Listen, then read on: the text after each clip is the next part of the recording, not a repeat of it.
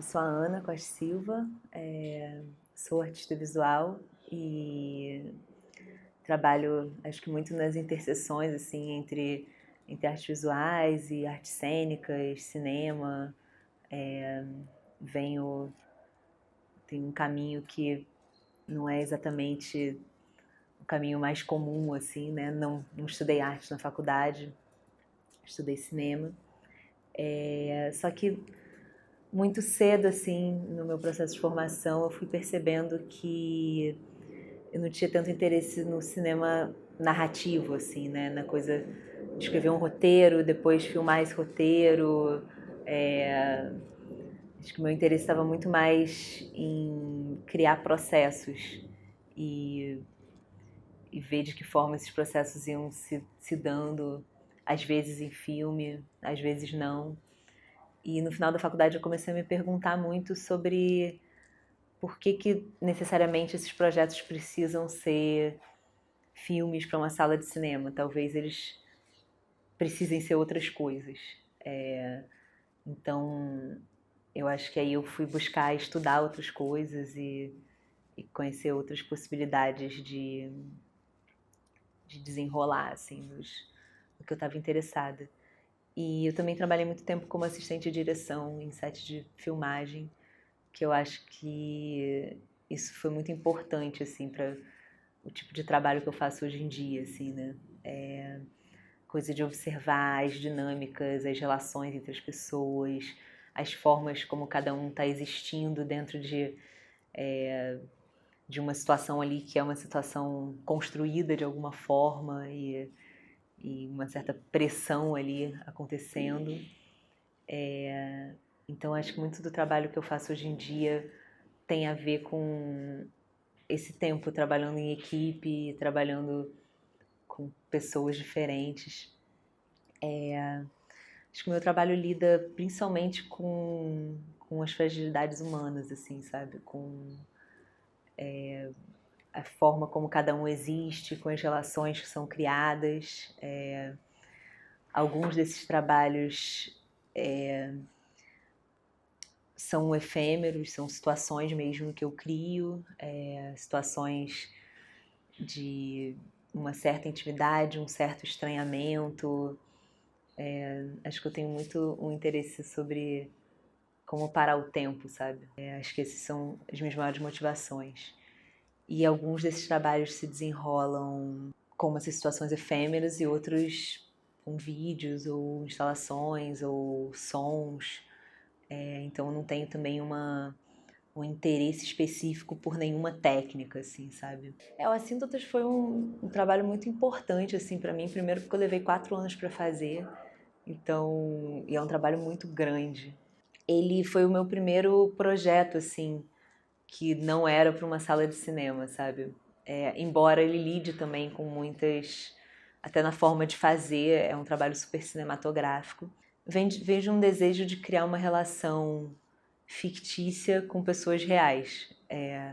E aí também operar nesses limiares, assim, do que é real, o que é ficção, o que é uma pessoa real, mas dentro de uma situação ela vira também um personagem, uma vez que ela está sendo observada e uma vez que ela está em relação com uma outra pessoa que ela não estaria se esse dispositivo não fosse criado. Mas ele é um dispositivo que eu criei com 2 atores, que eles era uma relação que eles estabeleciam cada um estando num espaço diferente, um espaço físico diferente, e essa relação se dava só por videoprojeções, por videocartas. E desde o início eu sabia que eu queria colocar eles naquela situação e ver o que ia acontecer, sabe? Que eu não queria eu escrever o que seria aquela relação, que eu queria que aquela relação se desse de alguma forma, a partir daquelas pessoas que eu escolhi para estar ali. E então a gente filmava, não tinha um roteiro, tinha a primeira carta e eu tinha também alguns textos, algumas coisas na manga que poderiam ser sugeridas para alguns momentos, mas eles não tinham também acesso a nenhum tipo de linearidade, então a partir da primeira carta, que a gente filmava num quarto, projetava no outro quarto, e aí a gente filmava a reação dessa outra pessoa, o que ela entendeu dessa carta, o que ela sentiu, porque isso é uma coisa que me interessa muito também, assim, esses buracos, assim, né, entre o que uma pessoa quer dizer e o que a outra entende. E aí tinha essa parte documental sobre como essa relação estava se dando a partir da mensagem que ela recebe e a decisão de mandar uma outra mensagem que ficava sempre a critério do ator, esses dois atores que eu chamei. Então a gente ia fazendo esse ping-pong. Era uma equipe, a gente mudava de quarto, projetava, filmava a reação e ia para o outro. E no espaço isso se materializa, são 3 telas, num U, assim, num cubo, e de um lado tem o universo dela, de um outro lado tem o universo dele, e a tela do meio são as projeções. E também a tela do meio tem umas fantasias, umas coisas que não exatamente acontecem.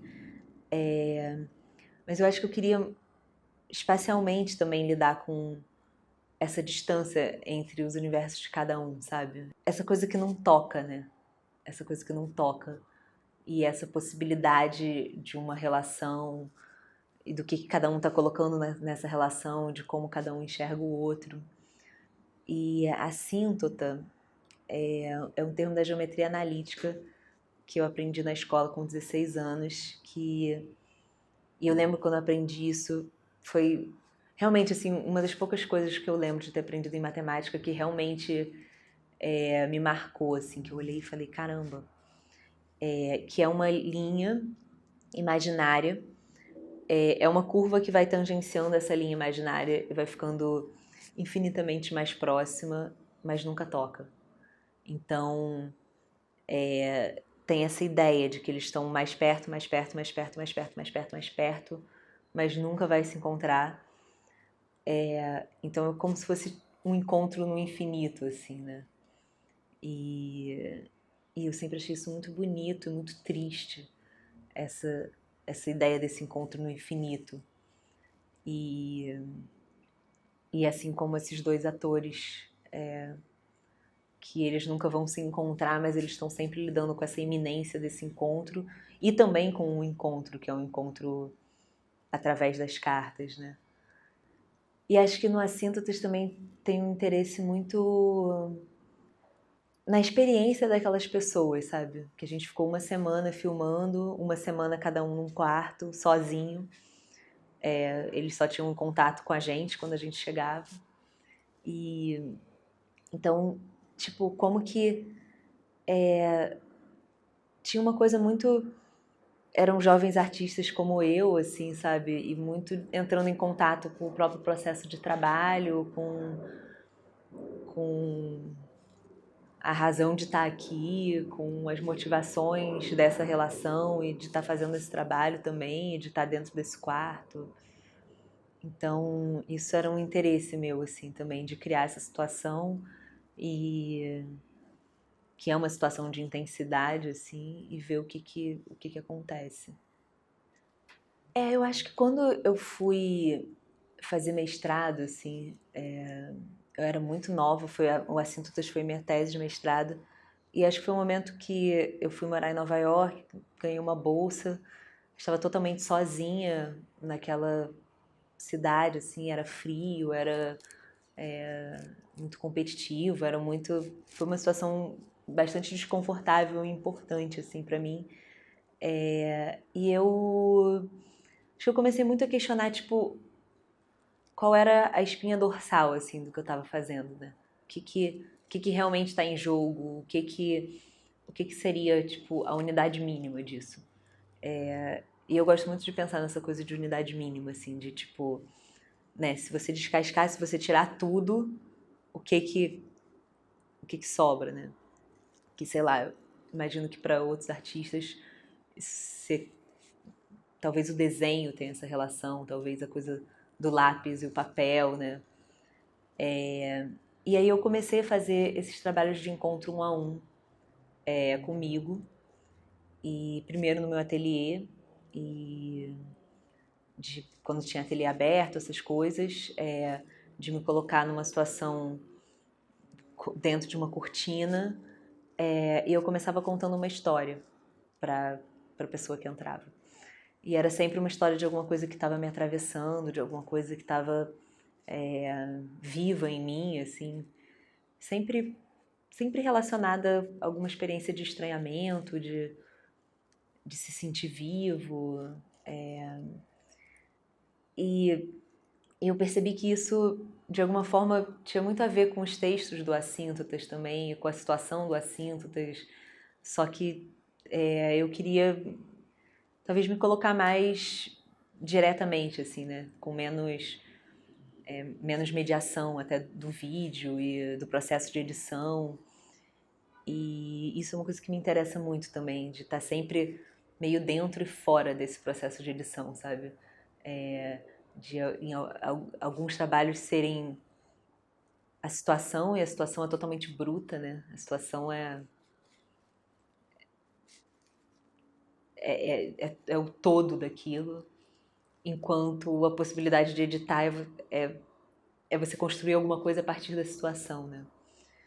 E aí eu comecei a ter essa experiência, primeiro de contar essas histórias, e eu sinto que tudo que veio depois, em termos de trabalhos com estranhos, de alguma forma vai desenrolando daí, sabe? De começar a pensar, tá bom, então, tipo, o estado antes de dormir é uma coisa que me interessa muito, sabe? E se a gente tiver uma conversa nesse estado? E aí, para estar nesse estado, isso significa que eu tenho que me mover e ir para uma outra casa e dormir na casa dessa pessoa que eu não conheço. E aí isso também significa chegar tarde nessa casa, também significa dormir junto, também significa acordar junto. Sei lá, por que que eu durmo sempre na minha casa? Porque como seria passar um mês dormindo em outras casas? Como seria, que tipo de estado de suspensão pode ser criado, sabe? Então, eu acho que aí todos os trabalhos são meio que umas peças desse mesmo quebra-cabeça, assim, sabe? E aí oferecer companhia já era, bom, e se eu abrir completamente a situação e deixar que a outra pessoa decida que encontro vai ser esse? E se eu viver isso 24 horas por dia, né? De me tornar totalmente disponível, sabe? De disponibilizar completamente meu tempo e ver o que assim, tá totalmente aberta para o que iriam trazer de situações e, e de que forma essas situações iriam produzir algum tipo de encontro, de estado de encontro. Eu gosto muito de pensar no estado do encontro, assim, sabe? Sempre quando eu começo algum processo de trabalho, eu não tenho a menor ideia de que tipo de materialização isso vai ter e se vai ter também, porque tem alguns projetos, sei lá, como Púrpura, por exemplo, eu que estou à espera, e esses próprios encontros um a um que eu faço ainda, ou as conversas sobre desamparo, que é um desenrolar disso, mas tem alguns projetos que eu acho que eles são aquela situação mesmo e é fechado dentro daquilo e é importante que seja aquilo. No caso do Éter e do Ofereço Companhia, por exemplo, eu sempre tive um desejo de compartilhar isso de alguma forma, assim, e de pensar nisso enquanto um espaço também, né? Porque o éter, ele tem, enfim, tem toda a questão do encontro, tem toda a questão do deslocamento, a questão de dormir junto e muitas coisas que são totalmente impalpáveis e imateriais, né? Mas também eu tenho um interesse nesse trabalho muito grande sobre o conteúdo das conversas, sobre o tipo de conversa que acontece nesse estado entre sono e atividade, assim, o tipo de conteúdo que vem. E para mim tem uma relação até muito espacial nesse conteúdo. Então eu sempre pensei que eu queria que isso existisse numa sala totalmente escura. E porque são conversas que acontecem completamente no escuro. E aí, o jeito que esse trabalho se estruturou para mim depois, ele vinha como quase que como a estrutura da minha própria memória fazendo isso, porque eu resolvi editar e misturar esses sons e criar uma instalação em vários canais, então de alguma forma pensar em espacializar esses sons, sabe? E criar essa sensação que para mim é quase uma sensação meio uterina, assim, sabe? Tem até uma das pessoas que descreve imagens que ele via antes de dormir, assim, nesse estado. E ele falava muito do útero, assim, tipo, formas uterinas. E eu queria, de alguma forma, que essa experiência, que essa dobra da experiência pudesse criar uma outra experiência dentro de um espaço expositivo. E também um interesse muito grande que o espaço expositivo pudesse virar um espaço de sono também. Então é quase que tipo, eu me desloco para o espaço de sono e de alguma forma eu trago o espaço de sono para esse outro espaço. Então eu estava gravando essas conversas, acho que a decisão de gravar essas conversas também ela já sugestiona, né, que isso poderia ter algum tipo de desdobramento, por mais que eu não soubesse exatamente qual. Mas, por exemplo, esses trabalhos eu nunca filmo. Todos esses trabalhos que lidam com interação com pessoas desconhecidas, eu nunca uso a câmera. Porque eu acho que a imagem, assim, que a câmera ela produz muitas outras camadas que distanciam muito, assim, que o encontro seria muito prejudicado de alguma forma, porque tudo viraria sobre a câmera. E no caso do éter, gravar o som no escuro, o gravador quase desaparece, sabe? Bom, literalmente ele desaparece. E é claro que existe uma consciência de que aquilo está sendo gravado, mas também a gente está num estado que a gente está indo pegando no sono, assim, a gente nem lembra em geral o final das conversas, sabe? E o Ofereço Companhia, eu tinha. Bom, não sabia que bicho isso ia dar, né? E quando. Eu fiquei muito impressionada com a quantidade de e-mail, de mensagem, de, tipo, com todos os registros espontâneos, escritos que esse trabalho gerou, sabe? Então, de alguma forma, eu acho que, tipo, o que no imaginário das pessoas oferecer companhia significa, como que se responde a oferecer companhia, o estranhamento que isso pode gerar, a disponibilização do tempo, o fato de não envolver dinheiro, são várias camadas assim que nessas respostas elas ficavam muito claras. E também teve um vídeo que eu fiz que também eu gravei para ver que bicho que ia dar, que sou eu ligando pro Globo para botar o anúncio. E o vídeo é completamente surreal, assim, porque a mulher desconfia muito e começa a perguntar qual é a finalidade do meu anúncio, porque o anúncio não tem finalidade alguma. E realmente essa questão da finalidade muito me interessa, assim, né? Porque eu acho que os meus processos de trabalho, eles são muito o contrário de uma lógica capitalista e tudo, assim, são processos de trabalho que demoram muito tempo e produzem muito pouco. Então, essa questão da finalidade, sei lá, né? Qual a finalidade de uma pessoa estar numa toque-estoque conversando com a outra,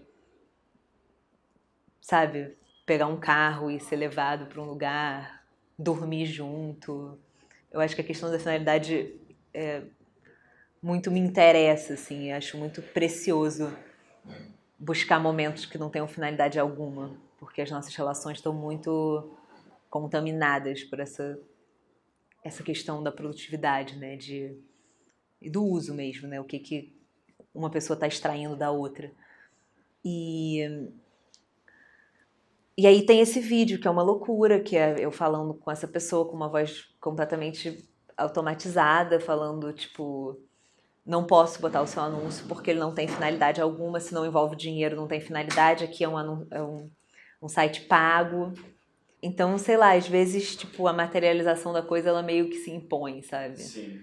No trabalho dos sonhos também, que começou a vir imagens muito fortes e toda essa projeção de um mundo meio apocalíptico e sabe, árvores sem raízes, prédios crescendo e ficando mais altos, casas espaçonaves abandonando a terra. E aí, enfim, eu tava ouvindo essas histórias e, tipo, sem saber o que eu ia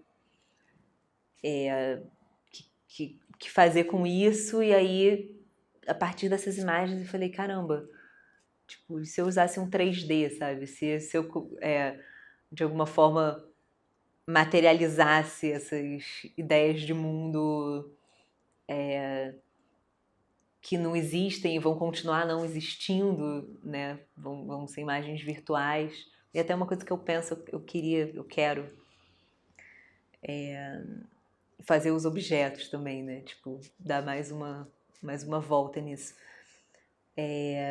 Mas então, sei lá, eu acho que as coisas elas vão meio se impondo, sabe? O que elas podem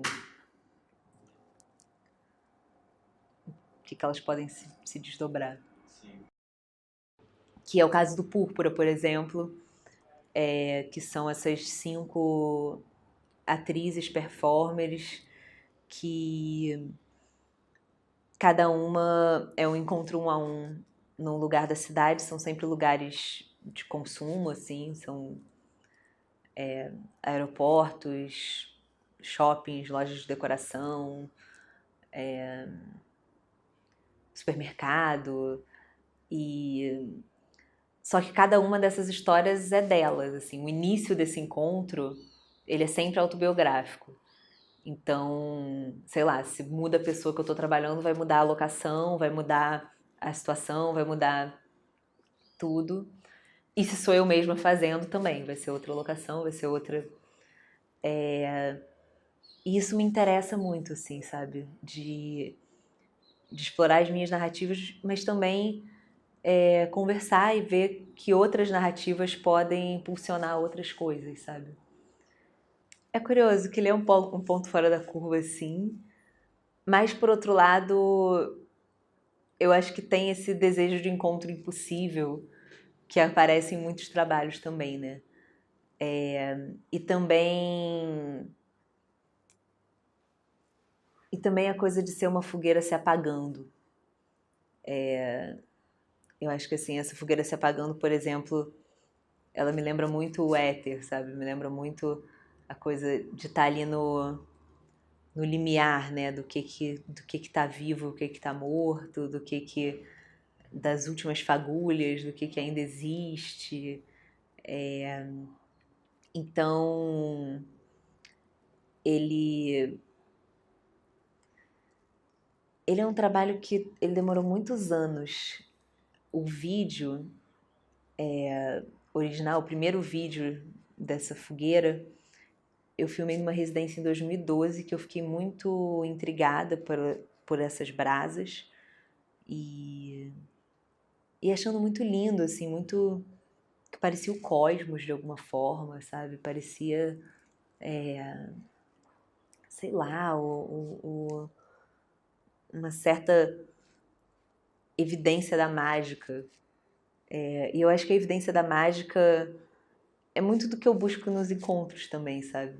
Essa coisa da suspensão do tempo, sei lá, né? De quando você tá ali num lugar com uma pessoa e de alguma forma você sente que, tipo, deslocou, sabe? Que que aquele lugar desaparece, que o tempo do relógio desaparece. E eu acho que a minha primeira sensação com essas brasas, ela foi muito isso, assim. E eu filmei esse vídeo, e eu não sabia o que fazer com ele, fiquei anos com esse vídeo, até que eu comecei a...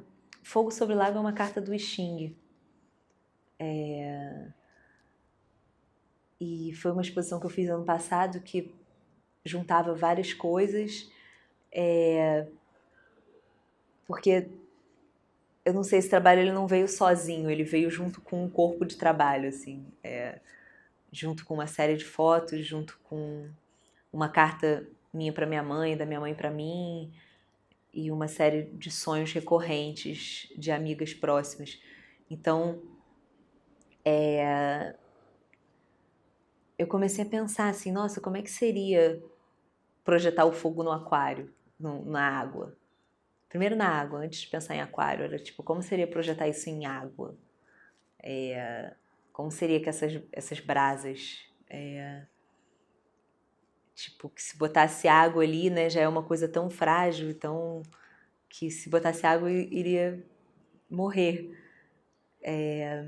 E aí depois eu tive a ideia do aquário porque de alguma forma isso ampliaria essa experiência que eu tive, assim, de maravilhamento, de, sei lá, tipo, as brasas iriam se espelhar e desse encontro impossível da água e do fogo com o vidro iria se criar uma outra situação, sabe? Então tem, sei lá, eu vejo quase uma relação meio de alquimista, assim, nesse trabalho. Acho que mudou, porque no Rio de Janeiro eu via ele muito como parte dessas 4 experiências, sabe? Que era uma carta minha para minha mãe, da minha mãe para mim, que tinha uma certa ideia de encontro impossível também, assim, né? De 2 tempos, e era uma instalação sonora com headphones, e de um lado eu, de um lado a minha mãe. Essas fotos que todas foram de alguma forma uma certa observação da mágica, mas dentro do cotidiano, assim, né? Tipo, um copo transbordando, um ovo, um ovo caindo para pro ralo da pia, que tipo que foi uma coisa que eu vi quando todas as coisas que eu vi no meu cotidiano, mas que de alguma forma eles traziam essa certa suspensão, né? Tipo, caramba, aconteceu uma coisa aqui, sabe? Enquanto eu tava fazendo um omelete, sei lá. Ou quando eu vejo um fogão, uma eclipse numa boca de fogão. E também essas narrativas de sonhos recorrentes de amigas minhas, que também são coisas que estão acontecendo recorrentemente. Uma certa reunião de fantasmas, né? Os sonhos recorrentes. E o fogo sobre o lago, ele vinha tipo como uma situação de encontro também, uma questão com elementos também, né? Que tem o feminino e o masculino, a água sendo a emoção, né? A simbologia disso. E ele sozinho e maior, como dentro de uma sala escura só para ele, eu acho que de alguma forma ele talvez reproduza um pouco dessa primeira sensação que eu tive quando eu vi a fogueira, sabe? E acho que ele sozinho ele cria uma coisa meio lanterna mágica também, né? Meio até essa relação mais com o cosmos. Então, eu não sei, eu acho interessante também a gente não ser muito coerente, sabe? Acho que a coerência é uma coisa que é muito cobrada assim do artista, né? A coerência, o discurso, o que está em jogo, o que você se interessa. Mas sei lá, existe uma coerência e um monte de coisa fora da curva e não é uma linha, né? Um monte de pontos. E o nome Ele se chamava Limiar antes. Só que eu achei que era um nome muito óbvio e um pouco pedante, assim. Tipo, né, o limiar do fim e do encontro. Mas eu acho muito. O nome é muito arte contemporânea demais também, sabe? Limiar, poética. E, e aí eu descobri que tinha essa carta no I Ching chamada Fogo sobre Lago. E aí eu falei, caramba, que loucura, isso é meio um fogo sobre lago, só que é um aquário. E que dentro dessa exposição também todos os elementos dessa exposição lidavam muito com casa, né? Então o aquário, por mais que ele tivesse proporções meio estranhas, ele era também uma coisa que fica na casa.